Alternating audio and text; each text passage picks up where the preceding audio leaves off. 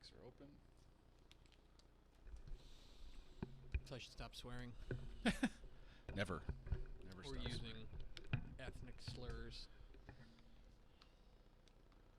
What did I just say about ethnic slurs?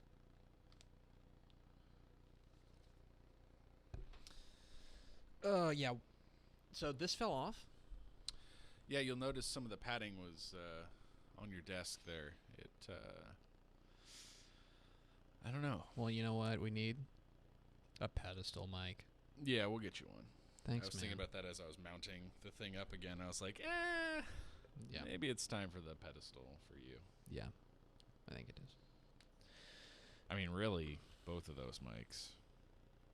You and the guest. Pedestals. Yeah. I will get confirmation from my leaders at Fox about my availability to do DCTF live from the state championship games. We can't do it live. Oh, It'll be pre-recorded, and then we'll each play morning. it at noon. Yeah, if we can do it. Yeah. Not at noon. Right. We I do mean, it. Well, I mean, the first 3 days are theoretically, but I don't even know. We don't know our schedule as far as we don't when know we get their down there. schedule. We don't like know their when, schedule. When Chris and Kate set up. Don't know. Don't know when they start. Don't know if the Texans could let us. Don't know any of that stuff. That'd be super cool if they could. You know what, though? Worst case scenario, we do the show here Monday, Tuesday, Wednesday, and right after the show I take off. It's possible. We'll just see. Yeah, we'll have to see.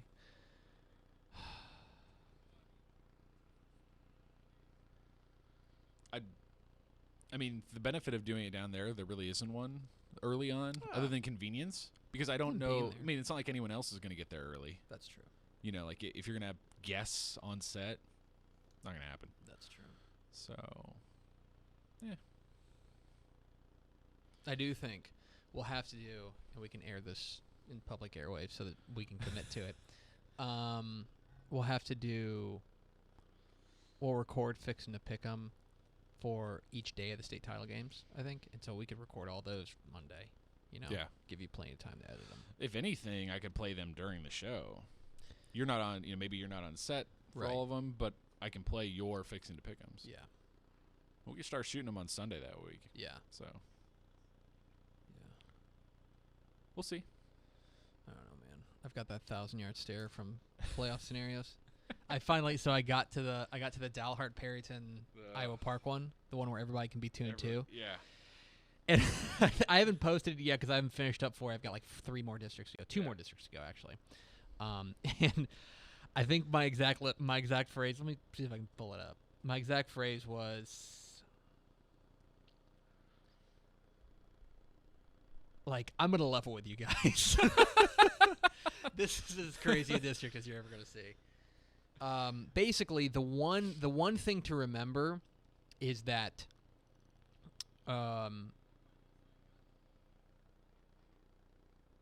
let's see, is that Vernon beat Perryton. That's the key thing as far as who gets in.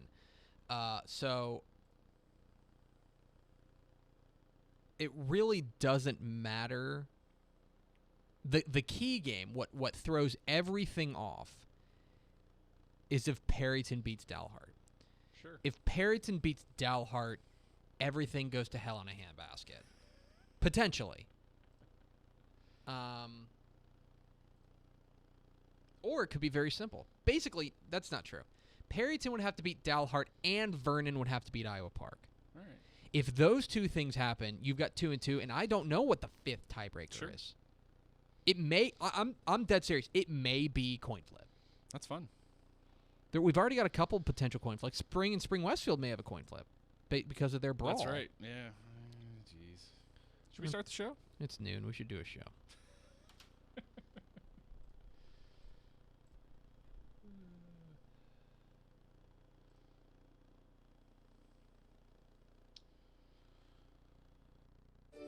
Did you know Ozarka brand 100% natural spring water is from right here in Texas? It's true. All of our water comes from right here. And here. And here. We're proud to provide it across the Lone Star State and to our neighbors because we believe closer is better. That's why we bring you fresh-tasting spring water from right here in Texas. From here, for here.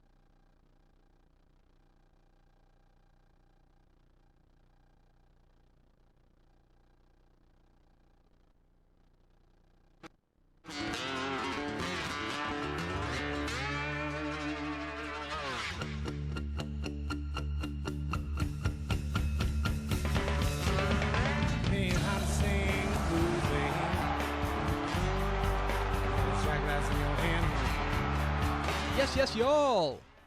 It is DCTF Live, episode 13, Wednesday, November 4th, 2015. The mom that what I got for my birthday was the name Greg Tepper, and what I got recently was the title of managing editor of Dave Campbell's Texas Football.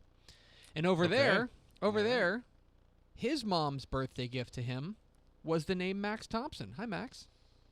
So, well... Do you ever think about that? That's what you get for your birthday. You get a name. That's what you got for your birthday. I'm so confused right now. No, I want you to think about it. Your mom. Well, let's back up. When two people fall in love.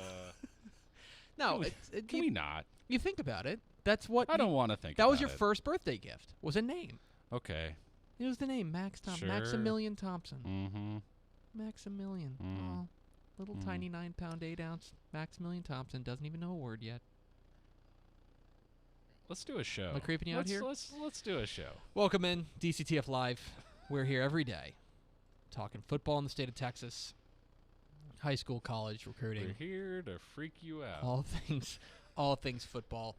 A little later on the show, we're going to be joined by our good friend Ahmard Vital. He is a recruiting guru. He is a Houston area nut. He is a super awesome dude. He knows everything about everything. Follow us on Twitter at DCTF. If you haven't liked the Facebook page, what in the heck are you waiting for? Yeah. Do that. What are you waiting for? Yeah. What'd you have for dinner last night? Sandwich. It was National Sandwich Day. It was National Sandwich Day. Yeah. All right. So I heard this on one of my here we favorite go. radio shows on the way in, and it's a good question. Sorry if you wanted to hear about football, folks. We'll get to that. No, continue. I'm wrapped. Best sandwich. Yeah. Best sandwich. Yeah. What is the best sandwich? It's a question. That's what it is. All Yeah, the what's sandwiches? the best? The correct answer is Cuban. Interesting. Okay, I can get on board with that. That is the correct answer. I don't know. I'm open to hear what your favorite is, The but Cuban- the best sandwich is a Cuban. The Cuban is good. There's something about the grilled cheese. Oh, Grilled cheese is really good, man. whatever, man. It It's is. cheese and bread. Like you get the big buttery toast. It's good. I'm on team PB&J. Or is the hot dog the best sandwich? Is it? What's the worst sandwich? What's the most overrated sandwich? The most overrated sandwich. Yeah.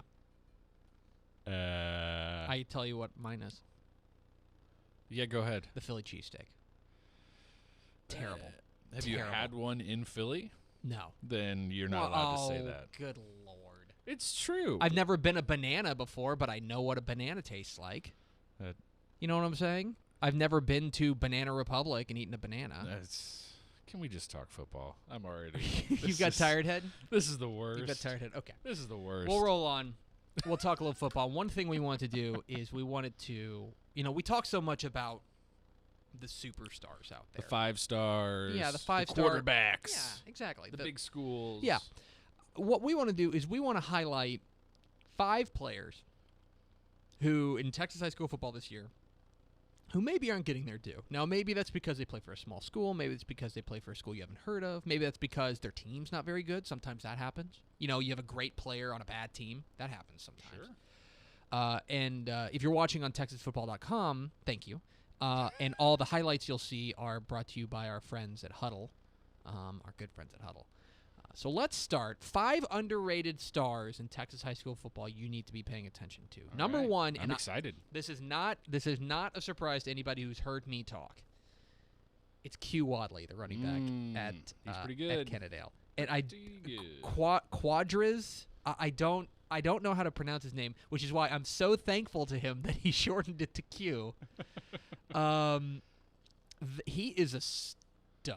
He is, and he can do anything you want. He's already up to 2,100 yards on the year.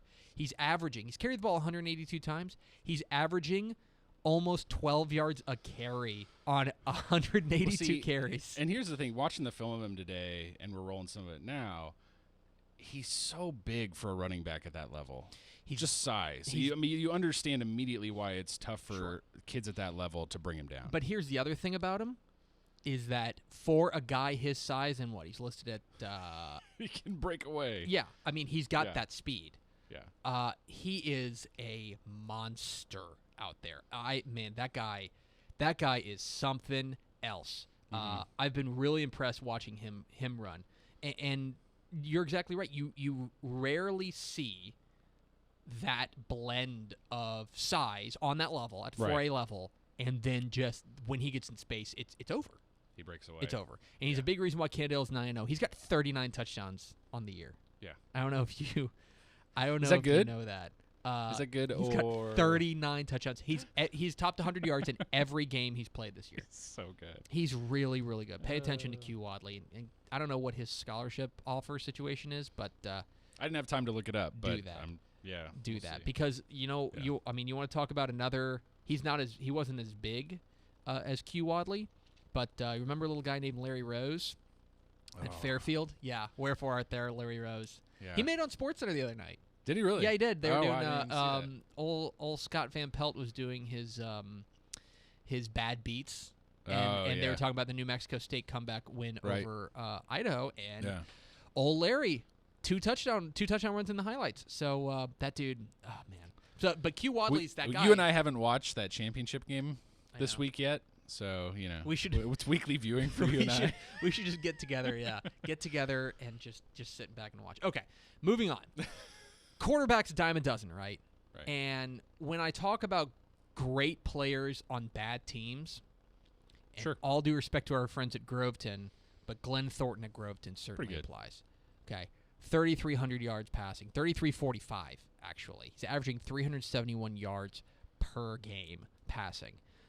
And they've turned to him a lot. I mean, he's averaging, more than 30 throws a game, and he is putting up crazy numbers. He slings it, man. He does. And the thing is, you say, oh, well, he throws the ball a lot. That's why he's getting all these numbers. He's also completing it nearly 65%. Just a junior, 6'2", little wiry. He's sick. He's 160 pounds. But that's not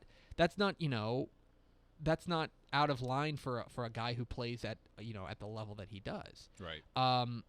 This guy is fun to watch. He's also run for 8 touchdowns on the year. I mean, he really does. He can sling it. Yeah. And he's got that strong arm. He can make any throw you need. I've been really impressed watching him. His team, Groveton's not having a great year. They're 2-7. They're on the playoff bubble right now. But it is by no means his fault. Groveton, let's see. I want to look at this. How many points per game is Groveton giving up? Because I promise you it's not great. So they are, let's see, as I do a little bit quick math. Yeah, so they're averaging more than 30 points a game. They're averaging 35 points a game, right? Yeah. They're doing their part. Problem is, they're giving up 40. Yeah. So that's, he's an example of a great player, a great quarterback on a kind of a struggling team. But let me tell you, Groveton, they're going to be dangerous next year. Okay. Yeah, just watching the highlights. They You sit there and you go, man, this is a team I wish I saw in person just to watch the ball Next year get they've flung got around like Thornton back, and they've got 2,000-yard receivers back. Saul Chavez and Dawson Chumley. that. Watch out for Groveton next year. If they can find any defense, and they've been a very young defense this year, Yeah. if they can find any defense, watch out for them because of their quarterback, Glenn Thornton. Moving on, let's go down to the Houston area. Okay. New Caney having a nice year. Yeah. 7-3. They finished their year. They've already, they've already clinched a playoff spot. Push Crosby to the brink. They certainly did. Big feather in the hat there. They've already clinched their playoff spot. They're done for the year. And one of the big reasons they're going to the playoffs is their big-time wide receiver, David Harvey. And he is just a home run hitter. Yeah. He is a home run hitter. And we pulled up his highlights earlier, and it's literally just bomb after bomb after bomb. so get this. So he's got 60 catches on the year for almost 1,200 yards. He's averaging... What's the average there? I'm super curious. He's averaging almost 20 yards a catch, 19.7 yards per catch. And the thing is, and so he's got 17 touchdowns on the year. The thing is, there's another guy, Andrew Segovia. Okay, Andrew Segovia has had a nice year as well. He's got 53 catches, only 7 fewer catches, but he's been the underneath guy. He's been the guy. He's only averaging 12 yards a catch. Yeah. I mean, David Harvey is a home run hitter. And doing it at this level and playing some defense, too. Sure. That's the other thing. Yeah. I mean, it's pretty impressive. Yeah, David Harvey's got an interception on the year. He's playing defensive back. He's playing both ways. This is a bomb after it's bomb just- in these highlights. I mean, that's the thing. It's kind of like when you go look at when you watched Mike Evans when he was at A&M, that it would just be like, go deep, I'll find it. Or KD Right. Cannon. Right. Like KD Cannon, anytime Baylor wants, they can say, hey KD, go. right. And that's what happened with David Harvey. They just say, It's go. amazing. And and Timothy Ware, guy, Timmy Ware, guy, Yeah. maybe you're familiar with the last name. Maybe. He's found him more often than not, Yeah. And this New Caney team, when they get to the playoffs, they're going to be dangerous. And it looks like in the first round, they're going to draw Nederland, and that's an interesting clash because you've got a running game against a passing game. That'd be a fun one. That will be fun. Moving on, let's mosey on down south. Okay. Sophomore linebackers may not catch your eye, right? But Roger Adame III at Mercedes is the numbers that he has put up this year are silly. Okay, 21 sacks, 21 sacks in 9 games. He has been a wrecking machine for Mercedes. And Mercedes is another example of a squad that, they rely so much on that defense. The offense has been fine, but the defense has been what's gotten them to where they are. And Adame, just a sophomore, has been ludicrously good. He's got 117 tackles on the year, 11 tackles for loss, and 21 sacks. Yeah. I mean, looking at his highlights again, reckless abandon off the edge. Yeah. I mean, goes and gets the quarterback, goes flying in there. It's like nobody ever taught him where the brakes were. No. No. There's that's the Like gas pedal, and I got to go do something, but we'll finish this later. Every tackle is him leaping through the air, making the most athletic tackle ever. Yeah. I mean, he's everywhere. He's everywhere, and he's got that speed. And you want to talk about a young star down there south for the Tigers. I mean, just a sophomore. They got 2 more years of him, and he's That'll be fun. he's the I don't want to assume, but the Mercedes coach's name is Roger Adame. Yeah, and he's the third. Right. By the So way. I The don't again. linebacker, yeah. I don't want to assume here, but Roger Adame III is playing for Roger Adame Jr. So who knows? But he is a very, very special player out there. Very much And so. let's finish out west. Okay. Mosey out to the South Plains. Lubbock Coronado has had a tough year. 3-7. They go winless in district, but it is by no fault of the junior linebacker Mason Montoya. Another huge year for him. He averaged almost 11 tackles a game, 216 tackles on the year. He has been everywhere, and he started as a junior or as a sophomore last year, and got some playing time then, and he's really blossomed in this junior season. You talk about a guy who's going to come back and be there for another year. Coronado, obviously not the year they had hoped for, but they've got a guy they can build a defense around next year. Yeah. And the problem with Coronado this year was that the defense just couldn't come up with the stops when they needed them. That said, this is a guy who obviously has all the talent in the world and can fly to the football. He's got good measurables. Yeah.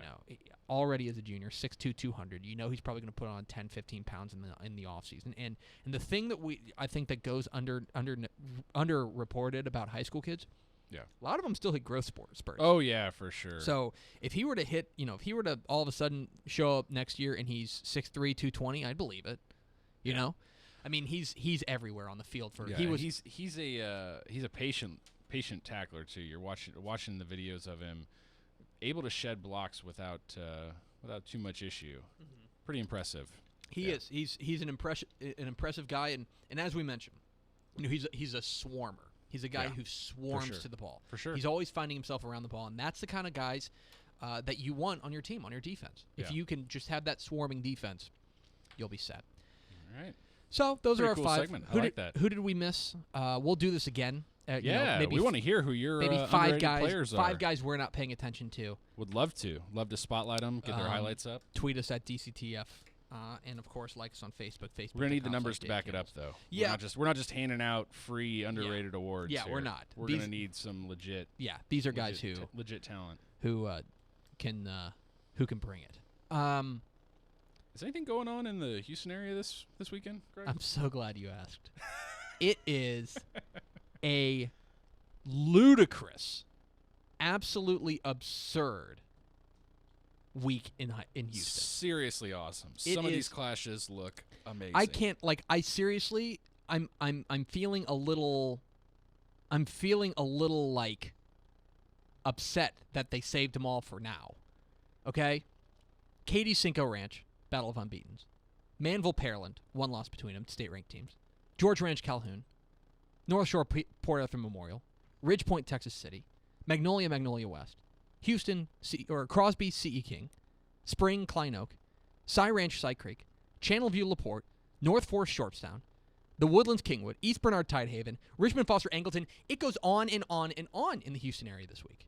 It is unreal how many good Houston area high school football games there are this weekend. If you live in Houston, if you are watching this, or you're listening to this, and you are in the Houston area, and you don't go to a high school football game, I mean, there better be a really good excuse, because there is no excuse not to get to a park this weekend. There are so many huge high school football games in the Houston area, and here to talk about just a few of them is our good friend, Houston area guru, Ahmard Vital. What's up, V? What's going on, man? It's good to be on with you. Thanks for hopping on. You are Mr. Houston. You know everything about everything when it comes to the Houston area. I'm building you up here. I don't know if you can tell. Let me ask you. What is the biggest game in the Houston area in your mind in a week where it seems like there are big games everywhere you turn? Oh, that's a great question. I know. Putting you on the spot. And if we're gonna have to choose, then I'm probably gonna have to go out west out I-10 the Rose Stadium, definitely with the Katy Cinco game. And I only say that is because we're gonna have to choose. Then I'm probably gonna have to go out west out I-10 the Rose Stadium, definitely with the Katy Cinco game. And I only say that is because really and truly, when you look at things from year to year, Katy doesn't have a lot of rivals during the regular season. Mm-hmm. And so, for the most part, no offense to some of the programs out there, for the most part, Katy runs roughshods over most of the programs that are lined up in the district and play during the regular season, outside of maybe the Woodlands. Mm-hmm. So for that game to be the last game, it's always 11 o'clock. It always sells out. I think the Katy Cinco Ranch game is probably going to be the biggest game of this weekend as far as that's concerned. You certainly cannot go wrong. Let's focus on that game for a moment. Katy has looked like a wrecking machine this year, and now it seems like there may be a bit of a bit of a blemish in the armor. If Kyle Porter is a little banged up, he didn't play last week, not that they needed him, against Katie Tompkins. Is that a potential opening for Cinco Ranch to come in and pull what I still think would be an upset? That's a great question to look at as well. But we always have to remember that Katie has never been a one-man show, even though there's always been, that one talented guy and a lot of secondary parts, as you might say, and not because they're any less talented, usually because they're younger and they're kind of not really waiting their turn, but they're, kind of next in line kind of situations. And I think right now what you're seeing is you're seeing a situation with Katie, much like I saw with them back when Adam Taylor was a junior and Rodney Anderson was a freshman. Adam Taylor had gotten hurt right before the season started. I remember going into the Ailey Taylor game, there was a young freshman running back named Rodney Anderson. Nobody had known who he was outside of West Houston. He came in and did his thing. That's what's going on right now in Katy. Obviously, there's a high ankle sprain for Kyle Porter. That is something we want to watch going forward. But they got another kid, his name is DeAndrick. I know his last name is Glass. Freshman kid. Heard about him before the season started. Supposed to be very solid. And it's going to be kind of the next coming as you see that next young back come through there. And I think, between him and Kadarius Page, I think Katy will be okay, at least through the regular season. Now, playoffs is a whole other scenario, but I think right now Katy should be fine to work out against Cinco Ranch. He is Ahmard Vital, joining us on DCTF Live. Follow him on Twitter at Ahmard Vital. There's an R in there, that always throws me, man. I gotta admit. Other Houston games in the area that would be far and away the best game in the area if it were any other week. Manville and Pearland, a battle of state-ranked squads, powerhouses. Manville with that one loss to Spring Westfield, which seems like eons ago. Pearland has been cruising along. What do you make of this one in what seems like a real clash of titans for the district title? I do like it as a clash, and you're looking at two teams that know they're good. And I say that because, as you know, I'm big on the mind, and I love the way the mindset of different teams come in, and you're looking at two teams that kind of know their place in the hierarchy of Texas high school football. They're both state ranked.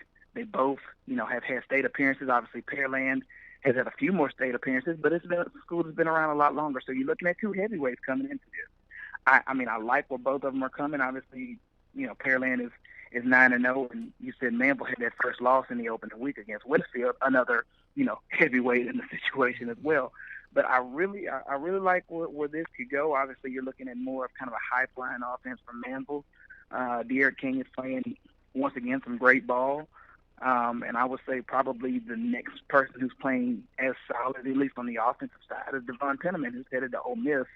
I like how he's running the ball these days. He's averaging about 13.5, 14 yards a carry and 11 touchdowns, and in the offense where, you're throwing the ball all around everywhere and they're spreading that ball around. King is spreading the ball around all over the place. Mm-hmm. And just, looking at it from their standpoint, playing a lot of good ball. But, when you look at a team like Pearland is always something, even when we're not even sure what Pearland is. Mm-hmm. And that's when you know that the team has a true identity. Tony Heath has built that program to where every year that's not a program you can count out on any given year. And that is going to be a game where even the best of predictions can completely go wrong. The defense for Pearland always keeps them in the game. We talked with Tony Heath a couple of, last week, and that is a guy who exactly what he instills in his kids from day one. It is, we are going to play physical defense, and we're going to run the ball. And it seems like this is kind of a vintage Pearland team. Oh, without question. Like you said, he's just big on the mind as well. He's message is always the plus one. Who's going to do that? Who's going to do that one more action, that one more move, that one more thing that's going to help us go over the top? That one more thing is what helped them get that overtime win early on against in-town rival Dawson.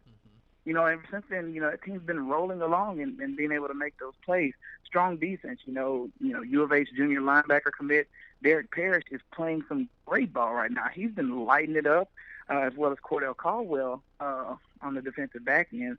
But those guys play that tough defense. They run the ball. And, you got your quarterback, Connor Blumrick, in there, big 6 foot. I think he's listed at 6'7". I don't know. I stood next to him, and he was like a giant. But he's playing some good ball, distributing the ball well, kind of a newcomer, still trying to make a name for himself, but he's perfect for that offense that has the identity, no different from a team like the Seattle Seahawks. And even now, the way the Denver Broncos are playing at the NFL level. Mm-hmm. Let's play good defense. Let's be hard. Let's be physical. Let's limit mistakes. And we're going to come out with a win in this thing if we can continue to do those types of things. He is Ahmard Vital. He is a best-selling author as well. Check out all of his fine works. He's a keynote speaker. He's kind of a jack of all trades. One more game I got to ask you about. A game that it seems like in the past few years has really developed into a fun, hard-fought rivalry. Crosby and Houston C.E. King gunning for the district title in this one. No actual playoff implications on the line. They've both locked up where they're going to go. They're going to different divisions. But there's a lot of pride in this game. There's a lot of, dare I say, trash talk going on in this game. This is a fun matchup whenever these two hook up. Definitely, and this matchup goes far beyond recent years. I remember this somewhat of a rivalry even back, even during the 90s when we used to play each of these teams when I was in school. Back when there was still a Class 4A, there was actually 4A and 5A, and of course now we've added since then. But yeah, you're looking at some heavyweights here in the lower division, and these are the types of teams that can play at the higher divisions because they have the moxie, they have the weapons to be able to do that. Crosby playing some great ball. Cotton has led those guys along the way and doing some good work. Has good receivers in Manny Everly and Shane Hudson. And there's another team that prides itself on playing some defense as well. I mean, they're just not all, line them up and throw it all around the lot. They're more like the Ohio State of high school ball from the standpoint of how they construct the team and different things like that. Not so much the result, even though I'm sure they would like the similar results of what Ohio State had last year. But, and then you look over on the other side with Trey Williams, just running like a madman this year. I think he's got almost, over almost 1,200 yards and 20 touchdowns so far this year. Running the football. He's headed over to TCU, and Jonathan Brandley's still a guy coming up in the ranks as well. So this is one of those kind of in town kind of 5A. It's a lot of bragging rights, like you said. It's a lot of trash talk, and of course we have social media to thank for that beautiful way of sending a message to your crosstown friend that we're better than you, and but we know that Twitter's not where games are won. Mm-hmm. They're won on Friday nights, usually at 7 o'clock or 7:30, depending on where you are. And the social media side of it is just noise. It's just smoke, and it means absolutely nothing. Who's going to lower the boom on the other team and be able to come out and make the plays needed to come out with a win? He is Ahmard Vital. Check out his fine work at ahmardvital.com. That's AHMARDVITAL.com. And you can actually buy his book, Awaken the Baller Within. Have you read that, Max? It's on my list. It's a good read, man. I've heard good things. It'll get you fired up. Okay. It'll get you fired up. I'm gonna need that working with you every day. Yeah, you will. You'll need some inspiration. Ahmad, appreciate you hopping on with us, bud. Oh, thank y'all. Thank you all for having me. Goes Ahmard Vital, our Houston area guru. He's right. The games, the Pearland Manville games got a lot of headlines. Katie Cinco's got some headlines, but I think that Katie, that defense is gonna until somebody beats that defense. I don't know if it can be beaten. And then, Crosby C.E. King is a heated rivalry. That was Crosby's one of Crosby's losses last year. Yep. Travion Williams, the running back, for King, really lit him up last year. He is back in this one. A lot going on in that one. A lot on the line. Even though there's no playoff implications, that is a big pride game. And actually, there's what stinks, kind of, I think, is that there's no playoff implications in Manville Pearland either. Right. They are locked in. They cannot do any better than they are currently slated to do. Be a lot of fun if each of these games had a little bit more on the line, but Manville's already locked up the D2 top seed. Pearland's already locked up the D1 top seed. But I mean, I think that there's something to be said for momentum going into the playoffs. You never want the last time you walk off the field before the playoffs to be a loss. Right. To know that, and these are the types of games that all of these teams, Katy Cinco Ranch, Manville Pearland, Crosby, C.E. King, they're all, if they want to get where they want to go, they have to beat teams like this. So this is an outstanding measuring stick. Going forward, it's the playoffs. The other thing that caught me there, because we try to keep up with the state's biggest teams, especially, and as many teams as we can. But Ahmad talking about Katy having a freshman running back contributing to their season right now. That's an embarrassment of riches. Number one, they're a factory. But number two, how good is that kid? They're a factory, man. I didn't even catch his name, and now I'm like going through the roster, like, okay, who's this freshman? Because now Glass, I need to know. I think. Glass? Glass, I think. Is there a guy with the last name of Glass as you're looking at their stat sheet? I'm looking at the roster frantically because I desperately want to know. Yeah, I mean they're such an embarrassment of riches there, and they always. The thing is that these running backs are bred to be like this from the time that they're in middle school. They say, listen, this is what we do. We're going to line up with our offensive line, plow forward, and you're going to do the job. And that's what's so remarkable about the Katy system and the Katy just dynasty. Even though they haven't won a title in the past, they've come up short in the last 2 years. They are, it's going to be fun. It's going to be fun. Cinco Ranch, I think, is going to give them a run, though, because this Cinco Ranch offense is balanced. They play their share of defense. I just don't know if they can get past the Katy defense is where I'm at. But that's, alas. That's going to do it for DCTF Live. Thank you to Ahmard Vital for joining us. Thank you, valued viewer or listener, for joining us. However you're consuming this. Follow us on Twitter at DCTF. Like us on Facebook, facebook.com/Dave Campbell's. Follow us on Instagram, instagram.com/Dave Campbell's. And, of course, see us at texasfootball.com. Vince Young, please come get your Player of the Year trophy. And we will see you tomorrow on DCTF Live.